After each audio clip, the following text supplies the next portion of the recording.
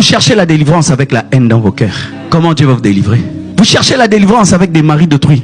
Vous habitez même avec des gens qui ne vous ont pas épousé. Comment vous serez délivré? Ouais, je sais que cette partie-là, vous n'allez pas aimer. Mais je vais prêcher tout. Le problème aujourd'hui, c'est ça. Les gens veulent la délivrance, mais ne veulent pas nettoyer leur vie. Je comprendrais un païen, mais un chrétien, 3 ans, 4 ans dans le Seigneur. Tu connais ta propre vie, n'est-ce pas? Tu connais la chose que Dieu n'aime pas. C'est quoi une idole? L'idole, ce n'est pas seulement prier une statue de quelqu'un.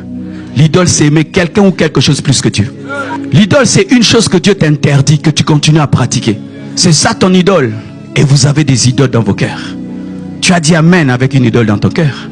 Avec une chose interdite dans ta vie. C'est ce qui bloque tout.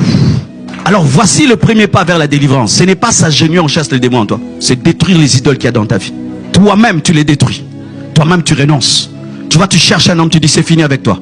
Tu es un païen, moi je suis chrétienne, on ne peut pas marcher, nous marier. Oui, parce que certaines, vous êtes fiancés à un païen. Et c'est une idole, parce que tu connais la Bible. Mais tu l'aimes. Tu l'aimes plus que la Bible. Certains, vous écoutez plus les hommes que Dieu. Vous aimez des choses plus que Dieu. Des choses que Dieu t'interdit. Dit ça c'est mal. Ce n'est pas bien pour ta destinée. Mais tu tiens toujours à cette chose. C'est ça ton idole. Et des fois, nous sommes les idoles de nous-mêmes. Ces gens qui ne peuvent jamais rater un miroir sans se mirer. Vous passez 3 heures du temps devant vos miroirs, 30 minutes en prière, en train de vous regarder, en train de vous mirer et de vous regarder. Tout le temps des selfies, tout le temps des selfies. Des moi, des moi. Parce que selfie c'est moi. Et c'est ça le problème de l'homme moderne, parce qu'il a comme Dieu lui-même. Faites très attention. Certains qu'on dit que tous les autres noms disparaissent. C'est pas un démon, c'est toi-même qui doit disparaître. C'est pas toujours un démon le problème dans la vie des chrétiens. Des fois c'est toi-même, ton orgueil, ton égoïsme, ton moi. Jésus, en venant sur la terre, n'a pas seulement dépouillé les démons à la croix, il a crucifié la chair. La chair a été crucifiée. Pourquoi? La chair, c'est un Dieu. Aujourd'hui, nous sommes dans le monde du moi, de je, de moi, de je, de moi, je. C'est ce qui nous tue.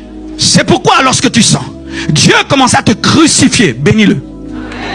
Tu es sur le chemin de ta délivrance.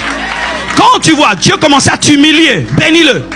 Lorsque tu commences à te voir que tu es petit à tes propres yeux, bénis-le. C'est le chemin pour ta libération. Parce que Dieu ne sauve que ceux qui sont morts à eux-mêmes.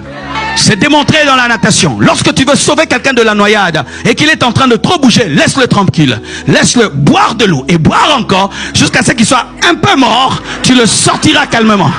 Et Dieu fait cela aussi dans nos vies. Il nous crucifie. Comme ça, il peut te diriger. Car on dirige facilement un mort.